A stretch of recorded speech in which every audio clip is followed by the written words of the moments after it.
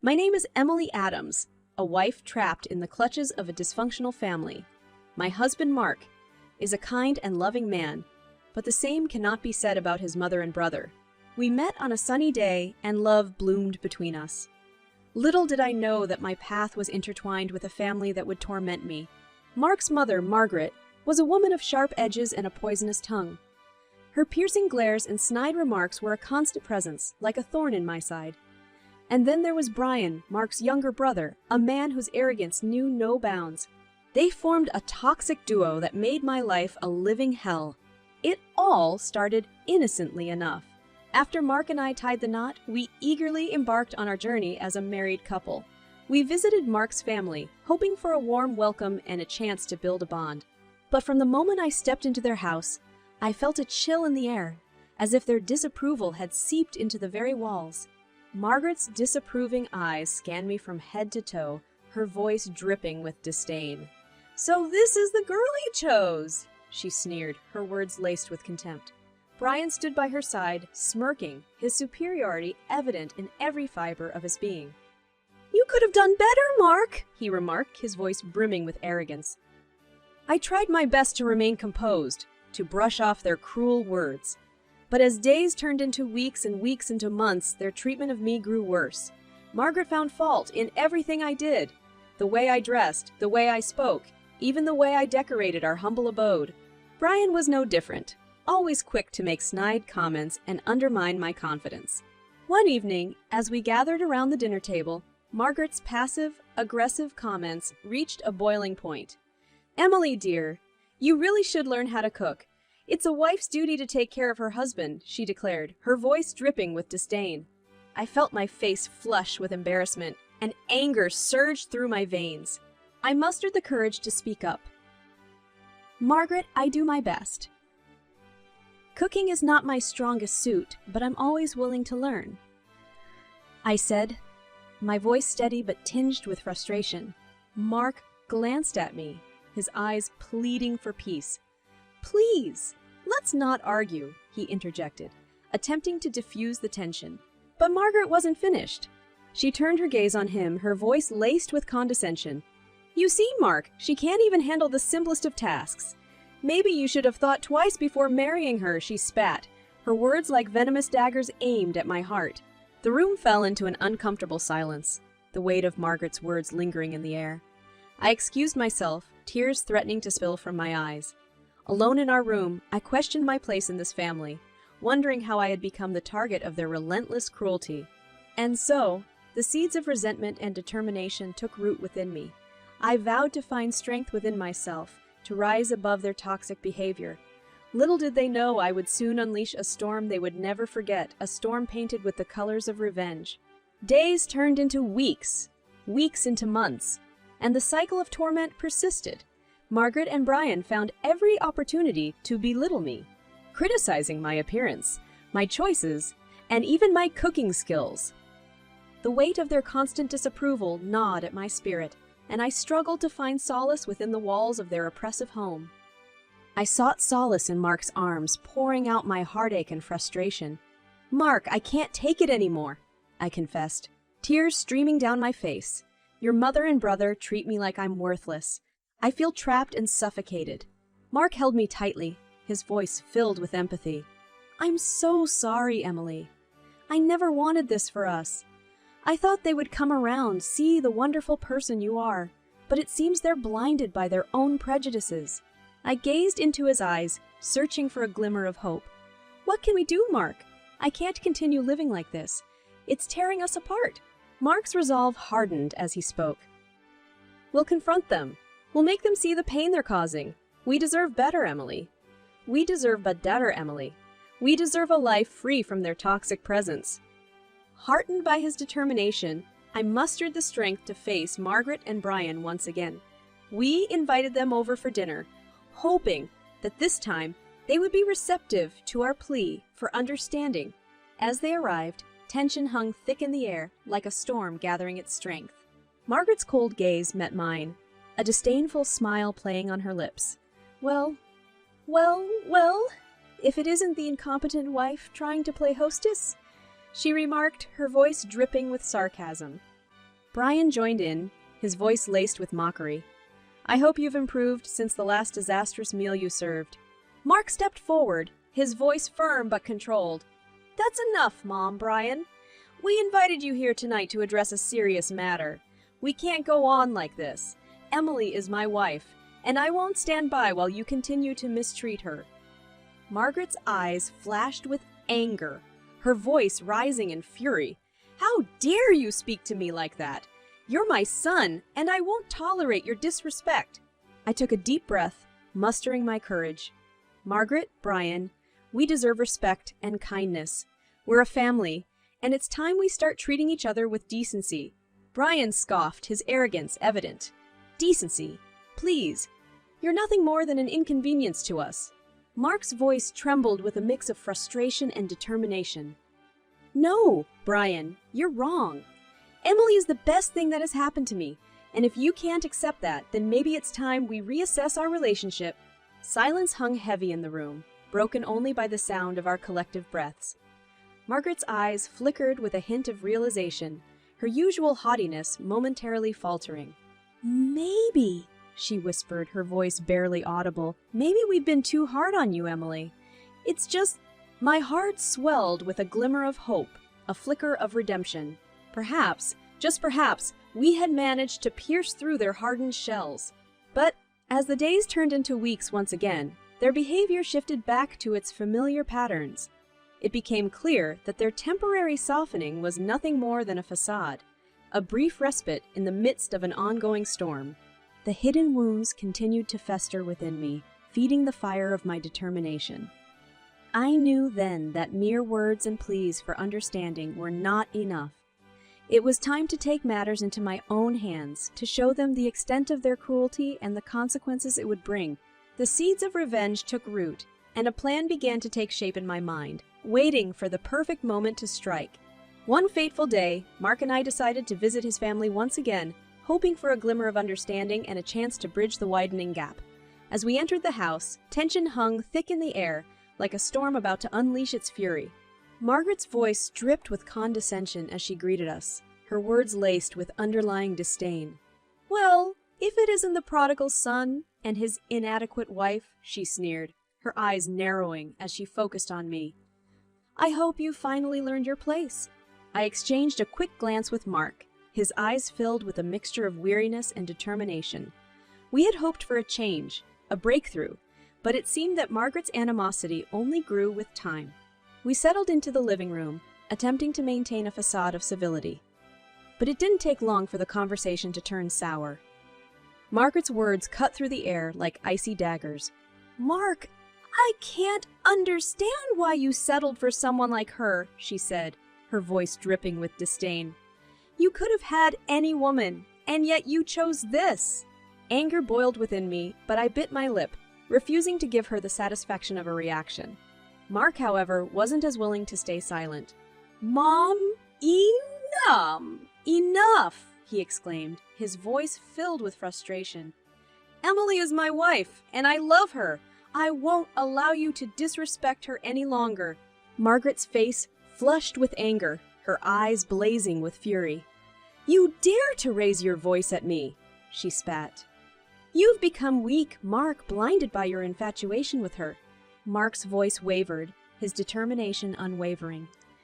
No, Mom, I've just finally seen the truth. I won't let you tear us apart anymore. We deserve better. The room grew uncomfortably silent, the tension thick enough to suffocate.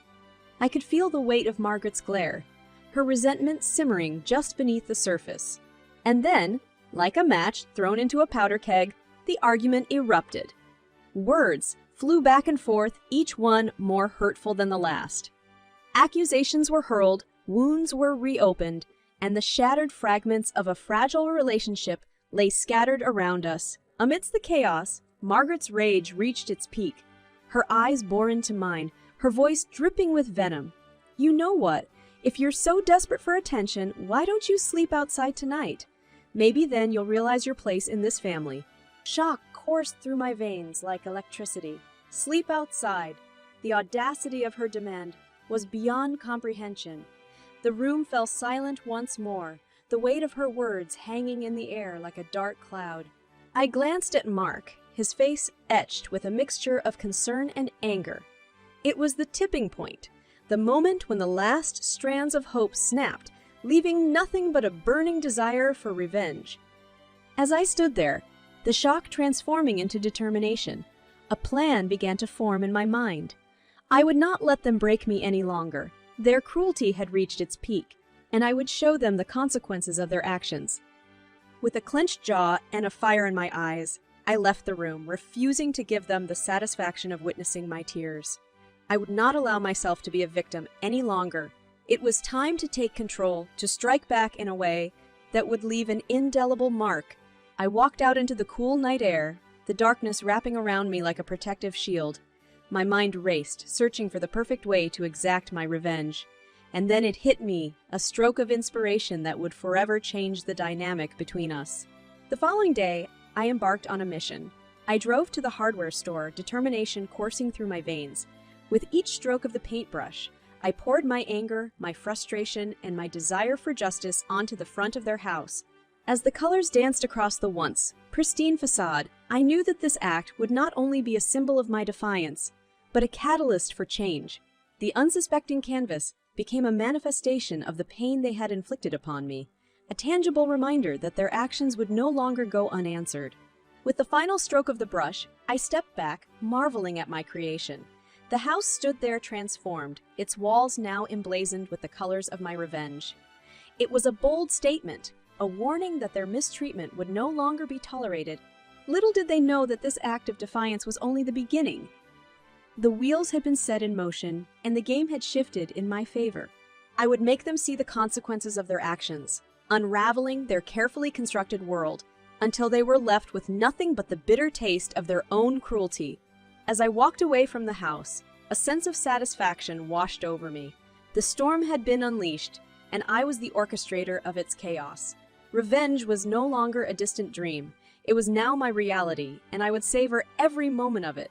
With the front of their house painted as a vivid reminder of their mistreatment, I reveled in the knowledge that my revenge had begun. The transformation had ignited a spark within me, a newfound strength that fueled my determination to make them pay for their cruelty. As days turned into weeks, I carefully laid the groundwork for my plan. I conducted meticulous research, uncovering their deepest fears and vulnerabilities. It was time to turn the tables, to play the game by my rules. One evening, Mark and I received an invitation from Margaret. She requested our presence for a family dinner, her tone laced with a false sense of reconciliation. It was an opportunity I couldn't pass up, a chance to expose their true colors. We arrived at their house, the air thick with tension and anticipation. Margaret welcomed us with a forced smile, her eyes flickering with a mix of curiosity and apprehension. I sensed her unease, and it fueled my determination to carry out my plan. Over dinner, the conversation danced around trivial matters, yet I could sense the underlying unease, the unspoken question of what lay beneath the surface.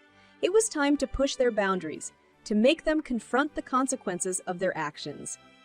Brian, ever the provocateur, couldn't resist taking a jab at me. So Emily, have you finally realized your place in this family? Or are you still trying to be something you're not? I met his gaze, a sly smile tugging at the corners of my lips. "Oh, Brian," I said, my voice dripping with mock innocence, "I've learned many things during my time in this family, and it's given me a unique perspective." Margaret's eyes narrowed, suspicion glimmering within them. "What are you implying, Emily?" she demanded, her voice laced with caution. I leaned forward, my voice low and steady. "You see, Margaret, actions have consequences. And I've come to realize that your actions have painted you in a rather unflattering light." Mark shot me a concerned glance, but I assured him with a reassuring smile. I had planned this carefully, and I was prepared for their reactions. The room fell silent, the weight of my words lingering in the air. Margaret's face contorted with a mixture of anger and curiosity. "What are you talking about, Emily? Speak clearly," she demanded.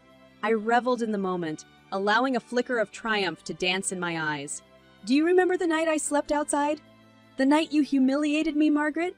I said, my voice steady but tinged with an underlying threat. Brian scoffed, his arrogance still intact. What about it? You're just an outsider trying to disrupt our family. I leaned back in my chair, a glimmer of mischief in my eyes. Well, Brian, that night was just the beginning. You see, I've been keeping something from both of you, a secret that will expose your true selves to the world. Their eyes widened, a mixture of fear and curiosity spreading across their faces. I relished in their discomfort, knowing that the seeds of revenge had taken root. What secret? Margaret demanded, her voice trembling with a mix of anticipation and dread. I leaned forward once more, my voice dripping with calculated delight. Let's just say I've gathered quite a collection of evidence. Phone records, emails, hidden conversations, it's all there, meticulously documented. A tense silence enveloped the room, the weight of my words hanging like a guillotine over their heads. I could see the panic rising within them, their carefully constructed facades crumbling under the weight of their own guilt. You can't prove anything, Brian muttered, his bravado wavering. Oh, but I can, I replied, a wicked smile playing on my lips. And if you don't want the world to know the true extent of your cruelty, I suggest you start treating me with the respect I deserve. The room buzzed with unease, the power dynamics shifting before their eyes. They were at my mercy now, cornered by their own actions. As we left their house that night, a sense of satisfaction washed over me. The seeds of revenge had been sown, and the game had taken a thrilling turn. They would think twice before crossing me again. Little did they know that this was only the beginning. The storm I had unleashed would continue to grow, its fury mounting until it consumed them completely. Revenge would be mine.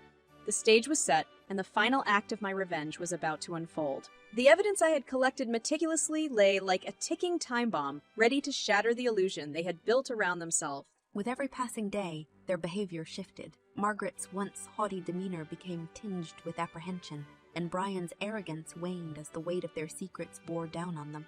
They were acutely aware that the tables had turned, that they were no longer in control.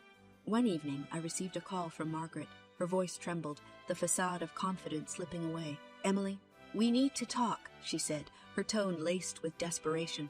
Curiosity piqued, I agreed to meet her at a nearby cafe. As I sat across from her, I could see the fear in her eyes, the remnants of the once indomitable matriarch now reduced to a fragile shell. "What is it, Margaret?" I asked, my voice dripping with a mix of curiosity and satisfaction. She took a deep breath, her words tumbling out in a rush. "Emily, I can't go on like this. The weight of my actions, our actions, it's suffocating me. I'm willing to change, to make amends."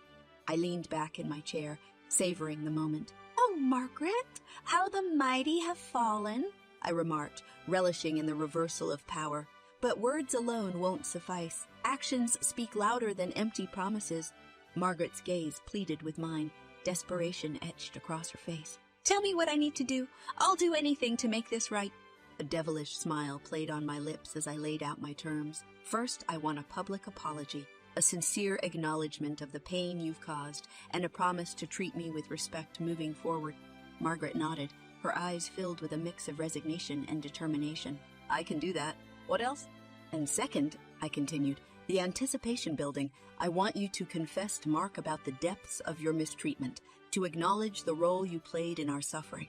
Her eyes widened, fear flickering within them. I can't do that. He'll hate me." I leaned forward, my voice firm but laced with a touch of menace. "If you want any chance at redemption, Margaret, you will tell him the truth. The choice is yours." Weeks passed, and Margaret's public apology reverberated through our social circles. The whispers grew louder, the scrutiny sharper. The weight of her confession weighed heavily on her, but it was a necessary step toward healing. The cracks in their familial facade had deepened, and their bond began to unravel. Mark confronted his mother, demanding answers, seeking the truth that had been hidden from him for so long. The revelation shattered him, but it was a necessary catharsis for both of us. As the dust settled, I watched from a distance, observing the impact of my vengeance. Their once seemingly impenetrable fortress had crumbled, and they were left with the remnants of their shattered illusions. In the wake of their unraveling, I found a sense of closure, a newfound strength, that had grown from the depths of their mistreatment. Revenge, once a burning desire, had transformed into empowerment. I had claimed my worth, exposed their cruelty, and emerged stronger on the other side. And as I walked away from their fractured world, I realized that revenge was not merely an act of retaliation. It was a catalyst for change, a means of reclaiming my identity, and a reminder that no one should ever be subjected to such mistreatment. With a heart full of resolve, I stepped into the light, leaving behind the shadows of their cruelty. My journey was far from over, but I walked it with my head held high, no longer defined by their twisted perceptions. Revenge had been my vehicle to liberation, and I embraced the newfound freedom with every step.